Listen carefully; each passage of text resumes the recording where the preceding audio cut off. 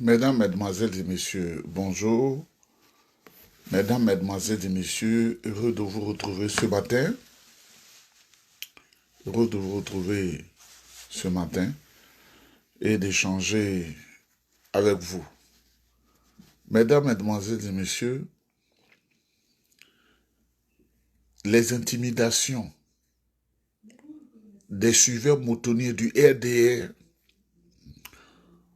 sont de retour en Côte d'Ivoire. Les hommes des Bakavers sont de retour pour intimider les populations parce qu'ils savent que la perte du pouvoir d'État, c'est dans quelques jours. Mesdames, Mesdemoiselles et Messieurs, la première information, c'est que le 9 août, le 9 août, la grande marche du Front commun, PPACI, PDCI, RDA, qui va débuter à l'hôtel Ibis Makori pour s'ébranler sur le boulevard Valéry Giscard d'Estaing. Si tu ne connais pas le boulevard Valéry Giscard d'Estaing, vraiment c'est triste, mais je ne vais pas te dire plus. Qui va s'ébranler de l'hôtel Ibis Makori, boulevard Giscard d'Estaing, pont Oufo-Boigny, jusqu'à la place de la République, au monument à la place de la République, par un meeting géant, meeting où les leaders du PDCI-RDA et ceux du PPACI vont prendre la parole pour donner les mots d'ordre à suivre aux populations, aux militants, aux Ivoiriens, aux amis de la Côte d'Ivoire. Mesdames, Mesdemoiselles et Messieurs, il n'en fallait pas plus pour que le RDS s'illustre de la belle manière, de la plus mauvaise manière. Vous avez appris avec moi que des microbes ont été envoyés à Yopougon pour casser les stations d'essence. Des microbes ont été envoyés à Yopougon. Ils ont même capturé un policier. Ils ont brûlé des véhicules de police. Des microbes ont été envoyés à Yopougon pour casser les magasins, les boutiques des gens. Mesdames, Mesdemoiselles et Messieurs, c'est ce qu'on appelle l'intimidation. L'intimidation. La marche du 9 août 2025, les porte-paroles du Front commun, Damana Adia-Pikas, que je voudrais saluer, et le député Dia Oufoué, que je salue, on dit clairement c'est une marche pacifique. Mais qu'est-ce qui s'est passé entre-temps? Et je remercie le député Dia Oufoué qui a bien expliqué la connivence du gouvernement RDR qui utilise ce préfet blafard et idiot, préfet d'Abidjan, pour faire du faux. Mesdames, Mesdemoiselles et Messieurs, avant même que les événements du banditisme du RDR avec leurs microbes ne débutent à Yopougon, le préfet appelle Dia pour lui donner, pour lui dire, il y aura des incendies, des stations d'essence seront brûlées, des voitures de police vont être cassées, un policier risque d'être capturé. C'est l'intimidation. Comment le policier le sait? Est-il un prophète de Dieu? Mais qu'il monte une église ou une mosquée, moi je peux l'orienter. J'ai des grands voyants musulmans au Maroc. Oui, je vous le dis. Chez le soufi, là, le soufi, Mohamed. Je peux l'envoyer là-bas à Casablanca pour qu'il apprenne à avoir la voyance pour faire ce qu'il est en train de faire. Là, il n'est plus un administrateur civil, mais il est un voyant. C'est de ça qu'il s'agit. Soit on est administrateur civil ou on est voyant. Mais je crois que ce préfet-là, dans son cas, il devient voyant, il sait ce qui se passe dans 10 ans. Il est plus que les prophètes des religions révélées. Et il demande à Diaoufoué de venir à son bureau. Je voudrais demander au député Diaoufoué, s'il était allé au bureau seul du préfet, il serait aux arrêts en ce moment où on parle et dans une destination inconnue, parce que j'ai eu l'information. Voilà ce qui se passe à Abidjan. Et c'est triste de le dire. Mesdames, mesdemoiselles et messieurs, le 9 là, c'est là le changement commence. Il ne faut pas avoir peur. Il ne faut pas avoir peur. Nous attendons 4 millions de personnes qui vont aller de l'hôtel Ibis là. C'est quand il y a 100 personnes, 200 personnes qui peuvent faire leur intimidation. Mais je vous dis, il faut être 4 millions, ils ne pourront rien. Ils vont vous voir faire la marche jusqu'au rond-point, au plateau, et ensuite, chacun retourne chez lui à la maison. Parce que la communauté internationale, ils savent, le RDS sait, que la communauté internationale suit tout cela de près. Et les agences de renseignement les plus puissants seront discrètement à Abidjan pour voir de leurs yeux, pour témoigner, pour informer leur chef d'État. C'est comme ça le monde est. Alors, il faut créer la zizanie pour empêcher cette belle marche d'avoir lieu. Mais il ne faut pas avoir peur. Au moment où je vous parle, tous ces microbes qui ont posé ces actes-là, leurs photos, même ici même, j'ai leurs photos. Parce que chacun a son smartphone aujourd'hui. Quelqu'un en train de frapper son ami dehors, tu le filmes. Tu balances l'image. Donc, ce matin, on me dit, Aladji Babatunde, voilà ce qui est en train de se passer. C'est le RDR qui est en mouvement. Parce qu'ils savent que le chemin qui est ouvert devant lui, c'est la Cour pénale, devant eux, c'est la Cour pénale internationale. La Cour pénale internationale, qui a jugé un camp, qui a acquitté un camp, il faut bien un deuxième camp. Et Alassane Ouattara le sait. Mais ce personnage lugubre, qu'on appelle le vieux Alassane Ouattara, le vieux Grigou, je vais lui dire une histoire. Une réalité de l'histoire africaine. Et il faut que vous montriez cette partie de la vidéo.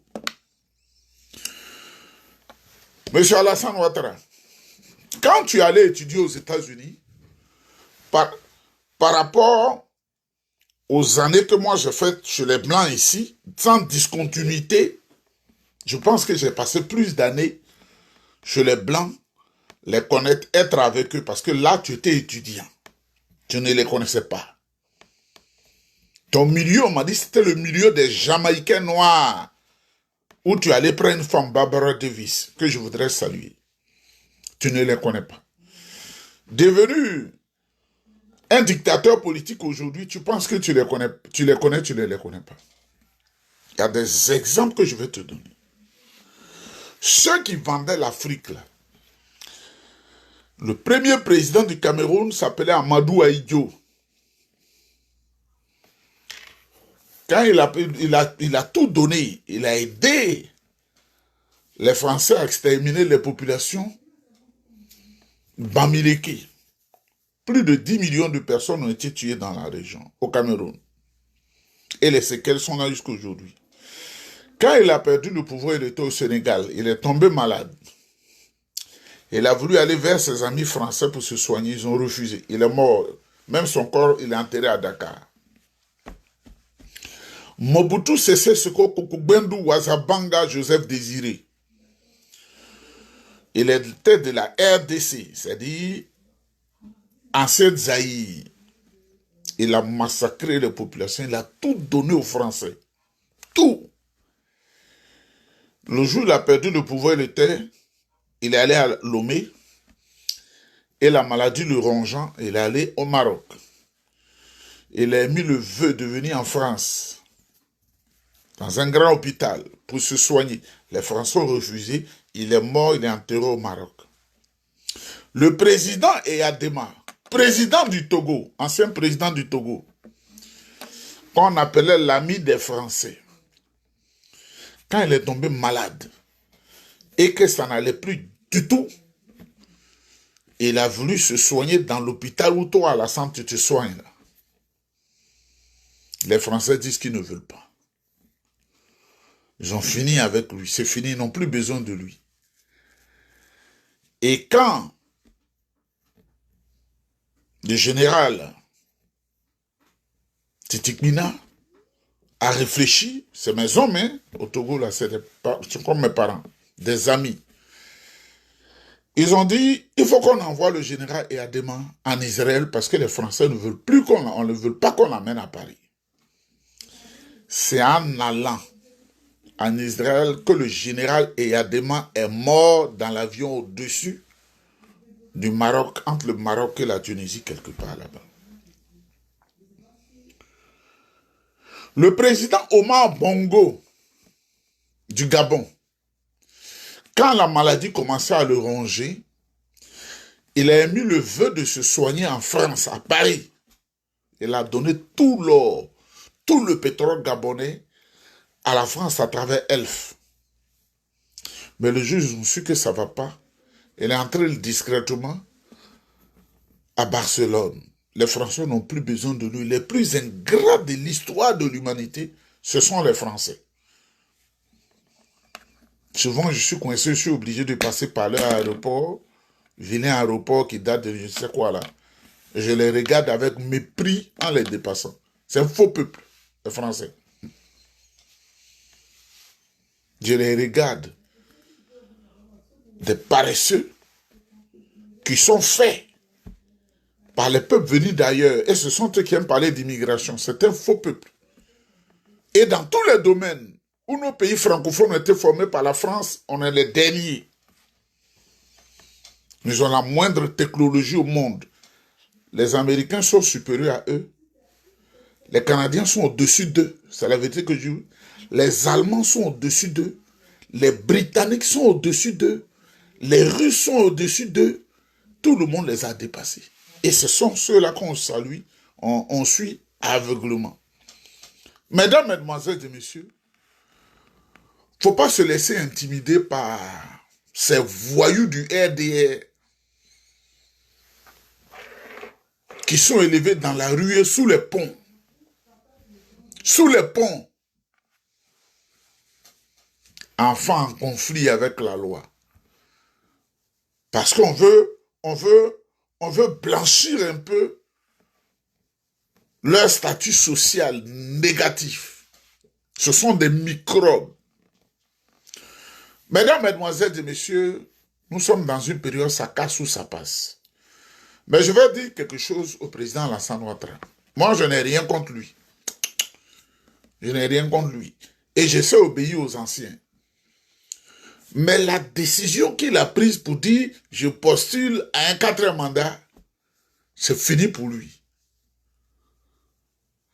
C'est la vérité que je vous dis. Ça peut lui faire mal même ma bouche là. C'est fini pour toi Alassane Ouattara.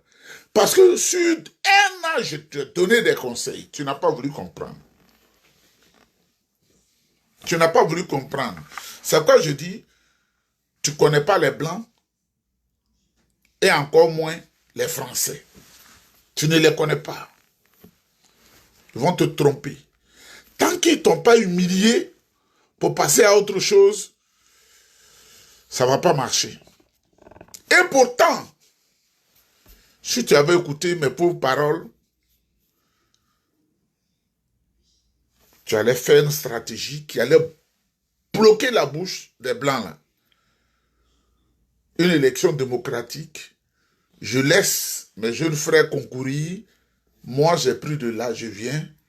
Et dans le jeu, si moi j'étais le conseiller, dans le jeu, pour bloquer la bouche des Blancs qui peuvent te tendre des pièges, l'Union européenne doit participer à l'organisation de l'élection. L'ONU doit participer à l'organisation de l'élection. L'Union africaine doit participer, la CEDEAO, tout. Et quand, au moment où on est en train d'organiser une grande cérémonie d'hommage à ta personne, tu auras bouché et une amnistie générale sur tout ce qui s'est passé. L'Assemblée nationale préparait ça en même temps. Tu serais allé à Mougin en train de manger ton kabato, en train de boire ton nyamakuji, en train de manger ton foutou, en train de boire ton zomkom, en train de boire ce que tu veux, en train de faire ta vie. Mais là où tu es arrivé, là, c'est la faim. Ceux qui mangent dans ta main, là, les pauvres lots, là, ils ne vont pas te dire cette vérité-là. Et quand on vous dit la vérité, Nieba, est-ce qu'on peut s'entendre pour envoyer 400 000 $? Non. Je n'en ai pas besoin. Oui. Le monsieur viendra faire les travaux, il y aura du bruit. Donc c'est la vidéo. Ok. Donc, mesdames, mesdemoiselles et messieurs, on me disait que mon technicien va venir, ça va faire beaucoup de bruit. Donc, il ne faudrait pas que je... Ça va faire beaucoup de bruit parce que je viens avec des appareils pour travailler. C'est pourquoi on m'a averti. Donc, mesdames, mesdemoiselles et messieurs, je voudrais chaleureusement vous saluer. Et puis, c'est mon technicien. Ne quittez pas. Monsieur Guillaume, bonjour, comment allez-vous? Ok. La porte est complètement barrée, là. Ah, c'est la porte. Oui, c'est ça. On ne sait pas pourquoi. On ne peut pas l'ouvrir. Donc, mesdames, mesdemoiselles et messieurs, Alassane, c'est fini, hein? C'est fini, ça fait mal. Parce que elle a massacré nos parents, elle a fait du mal, il a fait tout ce qui n'est pas bon. Mais c'est un être humain. Nous, on ne lui pense pas mal de lui. C'est un être humain. Mais il a été blagué. Et l'âge qu'il a, quand il va tomber, il aura des problèmes. Dominique Ouattara, elle va rentrer en France, ou en Algérie, ou bien en Israël. Parce qu'Israël, c'est un pays où je vais plusieurs fois. Une fois tu es détenteur de la nationalité israélienne où tu as leur sang, ta porte est ouverte. Peut-être qu'elle a déjà construit ses résidences pour y habiter, mais Alassane Ouattara, il aura des problèmes. Ils l'ont trompé, ils l'ont pris pour un dieu. Aujourd'hui, le monsieur, je sais qu'il dort mal. Donc, mesdames, mesdemoiselles et messieurs, la marche, c'est pour le 9 août. Il ne faut pas avoir peur. Il ne faut pas se laisser intimider. La manière de faire des gens, là, c'est qu'ils ont RDL, là, ils ont peur. Ils pensent que tout le monde est à Ouaddomero. 2 milliards de francs, tu trahis tes amis. Un gueulard, il trahit ses amis. 2 milliards, 3, 4, 4, il trahit ses amis. Comme il a fait en 1997. Comme le président Gbagbo, il a fait encore cette année. Ça, c'est un homme comme ça. Il est comme Vossaï Alphonse. Mais le RDA ou comment on appelle, le FPI a pondu beaucoup de traites quand même. Vossaï Alphonse, lui-même qui était un homme sûr de Gbagbo, lui, il est ambassadeur maintenant de Gbagbo, je crois, excusez-moi, d'Alassane Ouattara en Algérie. Mesdames, mesdemoiselles et messieurs, soyez salués. Il va utiliser ses appareils pour faire les travaux. Parce que, voilà, donc je vous salue. Il ne faudrait pas que ce bruit-là vous embête. On aura certainement le temps de parler. Quand le boss est à la maison, on vient travailler pour moi. Voilà. On vient travailler pour moi. Et quand on leur dit la vérité, on va te envoyer 400 000 $. Est-ce que moi j'ai besoin de ça? Je ne suis pas riche. Donc, Le 9 août, si tu veux le changement. Le 9 août, si tu veux le changement. Le 9 août, si tu veux le changement.